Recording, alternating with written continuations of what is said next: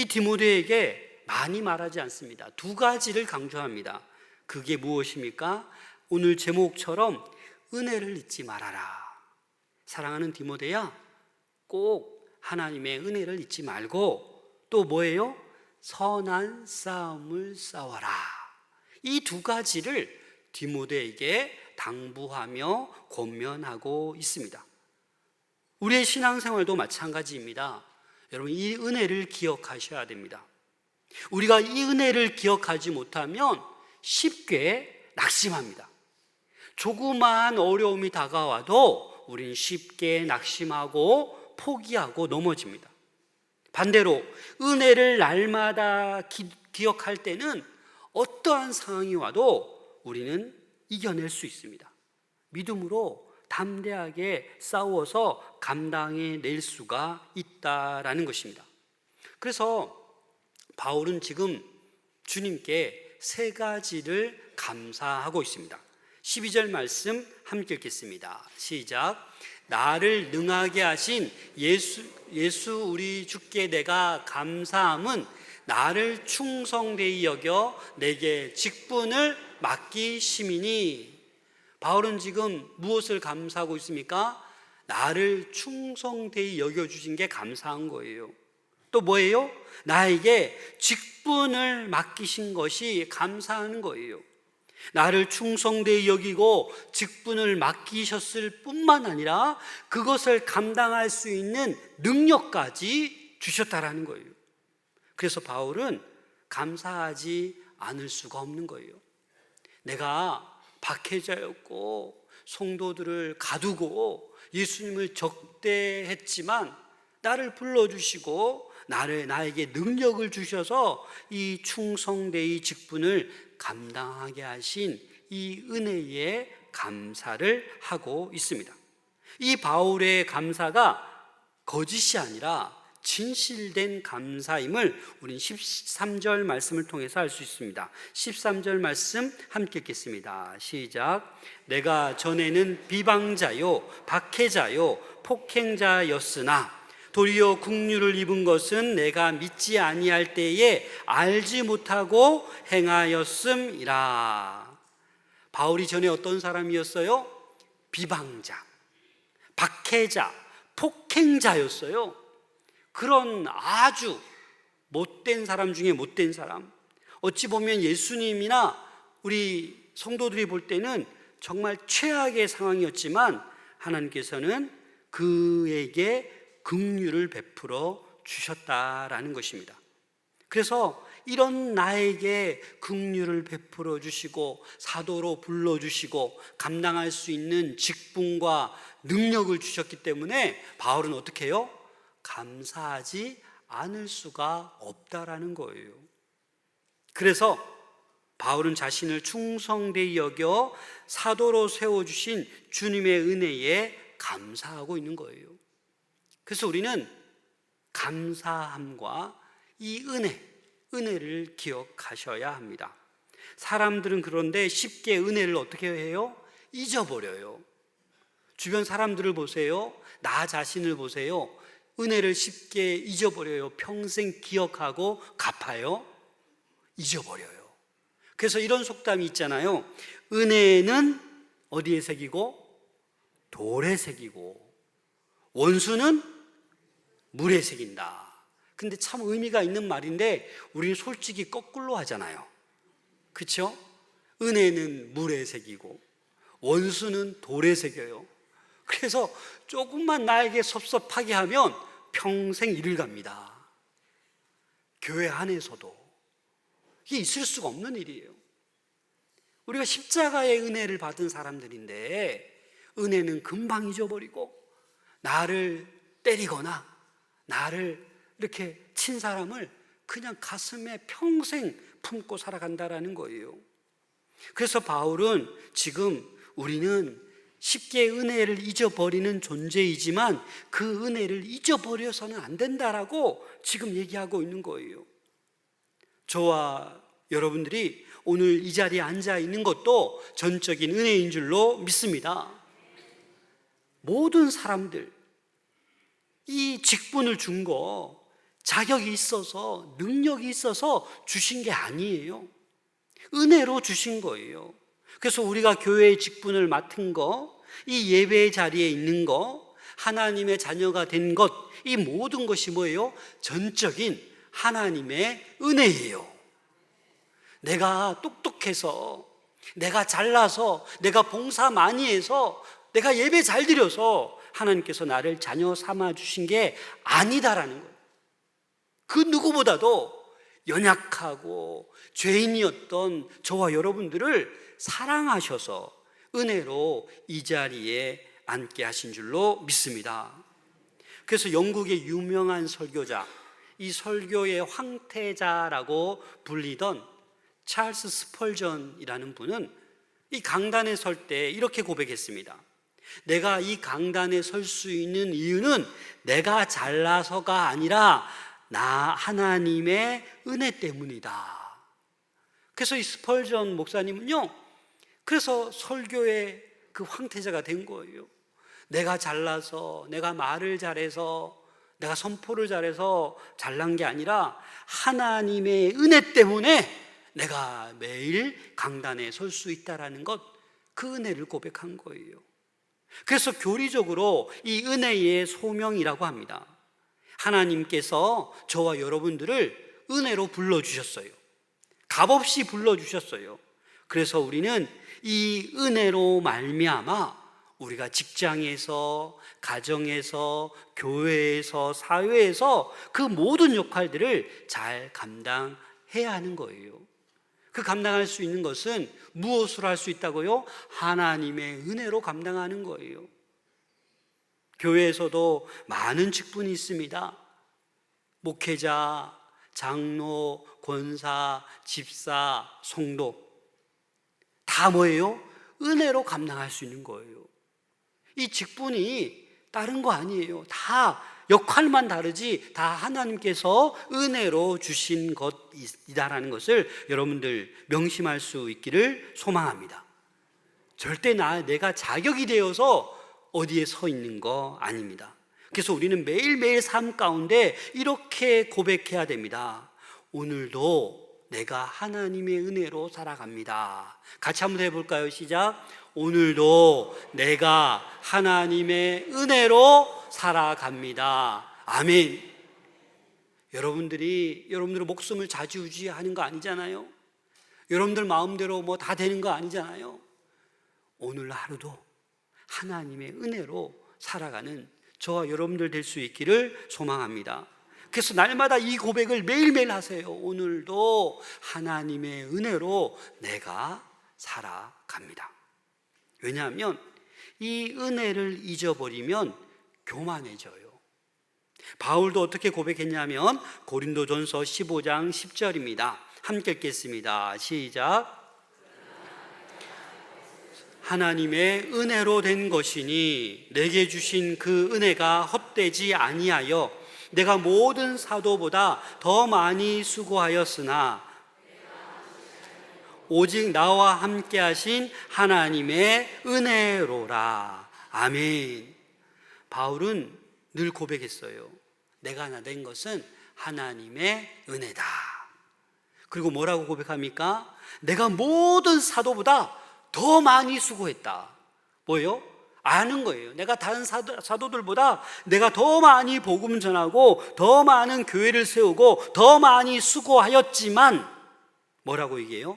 내가 한 게 아니다라는 거예요. 누가 한 거예요? 오직 나와 함께 하신 하나님의 은혜다. 여기에 차이가 있는 거예요. 보통 사람들은 모든 사도보다 더 많이 수고했으면 뭐예요? 내가 했지. 나도 모르게 어깨에 힘이 들어가요. 내가 했지. 내가 우리 교회 이렇게 세웠지. 내가 우리 교회 이렇게 봉사 많이 했지. 이런 나도 모르게 내면에 그런 마음들이 자라나는 거예요. 그 순간 어떻게 되는 겁니까? 교만해지는 거예요. 하나님의 은혜가 떠나가고 내가 한 거예요. 그래서 바울은 그렇게 얘기하는 거예요. 나의 나 된 것은 다 하나님의 은혜다. 내가 오늘 호흡하는 것도 은혜고, 내가 오늘 9월달 이 좋은 계절 두 번째 주일에 주님 앞에 나와 찬양하며 기도하며 예배 드리는 것도 은혜다. 오늘까지 신앙을 지킨 것도 하나님의 은혜다. 장차 천국에 들어갈 것도 전적으로 하나님의 은혜다. 여러분들이 10억을 헌금한다고 천국 들어갈 수 있겠어요? 1,000원만 헌금해도 하나님의 은혜로 믿음으로 들어가는 것이 천국인 줄로 믿습니다. 그래서 우리는 은혜를 기억해야 돼요. 은혜를 기억하지 못하면 그 순간 교만해지고 겸손과 감사가 사라지는 거예요. 여러분 곰곰이 한번 지난 한 주간을 돌아보세요. 은혜가 충만했는지, 나의 나된 것이 하나님의 은혜고 나에게 이 직분 주시고 이 일거리 주시고 우리 가정 주시고 우리 남편 우리 아내 주시고 우리 교회 주시고 하나님 감사합니다, 모든 것이 하나님의 은혜입니다 라고 고백하신 분은 은혜가 충만한 거예요. 근데 은혜를 깨닫지 못하고 불평불만으로 가득 차고 내 안에 원망과 미움으로 가득 차고 있다라면 지금 이 은혜를 잊어버린 거예요. 기억하지 못하고 있는 거예요. 그래서 바울은 이렇게 얘기해요. 14절 말씀 함께 읽겠습니다. 시작. 우리 주의 은혜가 그리스도 예수 안에 있는 믿음과 사랑과 함께 넘치도록 풍성하였도다. 아멘. 이 사도 바울이 우리 주의 은혜가 넘치도록 풍성하였다, 이 고백이에요. 그냥 넘친 게 아니에요. 은혜가 그냥 날마다 흘러 막 넘치는 거예요. 과거를 생각해 봐도 내가 부끄럽지만 감사하고 지금도 나를 충성되이 여겨주시고 직분 주시고 감당할 능력 주셔서 감사하고 그냥 막 은혜가 넘치는 거예요. 그 중간에 뭐죠? 그리스도 예수 안에 있는 믿음과 사랑과 함께. 이 말은 뭡니까? 은혜가 넘치는 사람은요 믿음이 자랄 수밖에 없어요. 은혜가 넘치는 사람은요 사랑이 넘칠 수밖에 없어요. 은혜가 없는데 믿음이 넘쳐 흐른다? 은혜가 없는데 사랑이 막 흘러 넘친다? 뭔가 문제가 있는 거죠. 사랑하는 성도 여러분, 하나님의 은혜가 흘러 넘칠 수 있기를, 풍성해지기를 소망합니다. 그 은혜가 풍성히 흘러 넘치면 우리의 믿음이 자랄 수밖에 없고 우리가 이웃을, 아니 더 나아가 원수까지도 사랑할 수밖에 없는 것입니다. 로마서 5장 20절 함께 읽겠습니다. 시작. 율법이 들어온 것은 범죄를 더하게 하려 함이라. 그러나 죄가 더한 곳에 은혜가 더욱 넘쳤나니. 이 말은 죄가 아무리 커도 뭐가 더 크다고요? 은혜가 더 큰 거예요. 그래서 우리가 어떤 죄를 지었어도 하나님의 은혜가 임하면 그 모든 죄는 사라지고 덮여지는 거예요. 그래서 저와 여러분들이 은혜로 살아가는 것입니다. 그래서 바울은 이 은혜를 붙들어야 된다, 이 복음의 은혜를 붙들어야 된다, 놓쳐서는 안 된다라고 말씀하고 있는 거예요. 그래서 15절 말씀 함께 읽겠습니다. 시작. 믿보다 모든 사람이 받을 만한 이 말이요, 그리스도 예수께서 죄인을 구원하시려고 세상에 임하셨다 하였도다. 죄인 중에 내가 괴순이라. 여러분 이 구절에서 복음이 무엇입니까? 예수께서 죄인을 구원하시려고 세상에 임하셨다. 이게 복음이에요. 예수님께서 하나님과 동등됨을 취하심을 여기지 않고 이 하나님과 동등된 분이었는데 이 낮고 낮은 땅에 내려오셔서 인간의 몸으로 여러분들, 저와 여러분들의 죄를 구원하려고 어떻게 해요? 십자가 지셨다라는 거예요. 저와 여러분들의 생명을 살려주셨다라는 거예요. 여러분 이보다 더 큰 은혜가 어디 있습니까? 그런데 내가 어떤 존재였냐? 바울이 이렇게 고백합니다.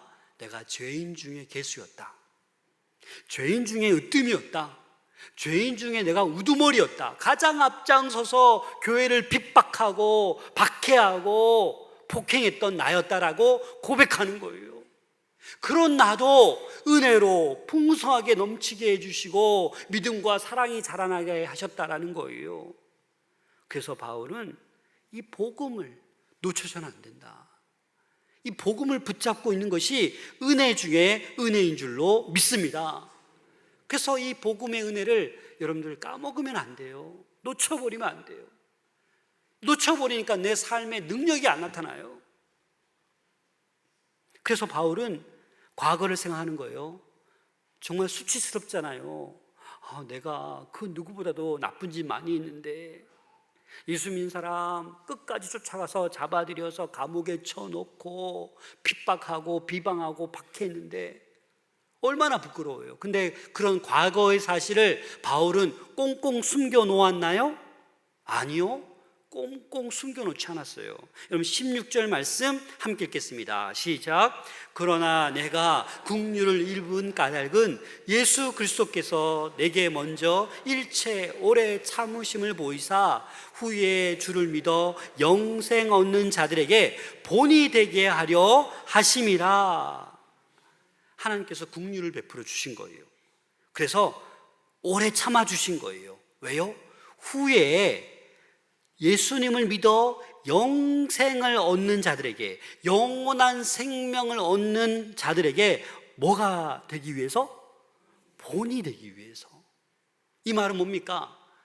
나처럼 이렇게 비방자요, 박해자요, 폭행자였던 나도 하나님께서 구원해 주셔서, 사도행전에도 보면 이걸 계속 얘기해요. 자기가 이런 사람이었는데 하나님께서 갑자기 나를 은혜로 구원해 주신 것을 여러 번 얘기해요.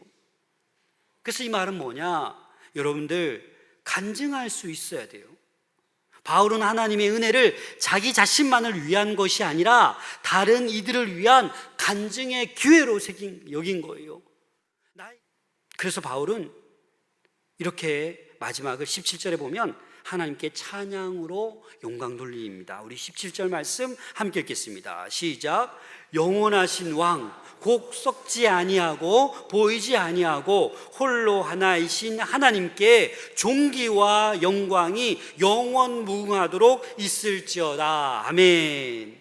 이렇게 고백하는 거예요. 사랑하는 여러분, 저와 여러분은 예수 그리스도만 붙잡아야 되는 줄로 믿습니다. 이 십자가의 은혜를 잊어버리시면 안 됩니다. 아무리 아름다운 십자가가 교회에 있어도 이 십자가가 아무렇지 않게 느껴지면 안 됩니다. 저 십자가에 주님이 피 흘려 못 박혀 죽으신 것, 나와 아무런 상관이 없는 것이 아니라 바로 나를 위해서 십자가 지시고 죽으셔서 나를 구원했다라는 이 사실을 잊어버리지 않으시기를 부탁드립니다. 그리고 이제 바울은 자신이 받은 은혜를 이렇게 얘기하면서 디모데에게 이렇게 당부의 말씀을 권면합니다. 우리 18절 말씀 함께 읽겠습니다. 시작. 아들 디모데야, 내가 내게 이 교훈으로서 명하노니 전에 너를 지도한 예언을 따라 그것으로 선한 싸움을 싸우며. 디모데를 뭐라고 부르고 있어요? 아들 디모데라고 불러요. 그럼 바울이 결혼했습니까? 결혼하지 않았어요. 그런데 이 바울은 영으로 낳은 아들로 생각했어요, 디모데를. 그래서 아들 디모데야, 내가 내게 이 교훈으로서 명하노니 전에 너를 지도한 예언을. 전에 너를 지도한 예언이 무엇일까요? 이 본문만 보면 그게 뭐지라고 생각할 수 있는데 우리 디모데전서 4장 14절 말씀 함께 읽겠습니다. 시작. 내 속에 있는 은사 곧 장로의 회의에서 안수받을 때에 예언을 통하여 받은 것을 가볍게 여기지 말며. 이 디모데가 안수받을 때 은사를 받고 능력에 대한 예언을 받은 거예요. 그것을 잊어버리지 말고, 그것을 가볍게 여기지 말고, 그것을 가지고 어떻게 해요? 선한 싸움을 싸워야 된다라고 말하고 있는 거예요. 다시 말해서 사랑하는 아들 디모데야, 너 안수 받을 때 그 하나님의 은사 너 경험했지 않냐? 그때 너 하나님 음성 들었지 않냐? 그 받은 은사, 그 능력을 가지고 선한 싸움을 싸워야 된다. 너 힘으로 하지 말고 하나님의 은혜로 그렇게 싸워야 된다라고 얘기하고 있는 것입니다. 사랑하는 여러분, 영적 싸움은 어떻게 싸워야 되는지 이 마지막으로 바울은 디모데에게 구체적으로 두 가지를 언급해 주고 있습니다. 어떻게 싸우는 것이 선한 싸움인지 우리 19절 말씀 함께 읽겠습니다. 시작. 믿음과 착한 양심을 가지라. 어떤 이들은 이 양심을 버렸고 그 믿음에 관하여는 파선하였느니라. 이 믿음과 착한 양심은요, 선한 싸움을 하기 위한 최고의 뭐냐면 무기예요, 무기. 선한 싸움에 승리하려면 두 가지가 필요한데 지금 바울은 믿음과 착한 양심을 가지라고 권면하고 있습니다.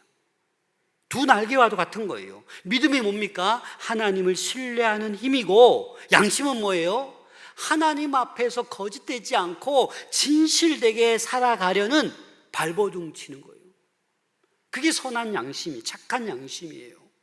그런데 우리가 이 믿음이 무너지면 어떻게 되는 거예요? 하나님과 멀어져요.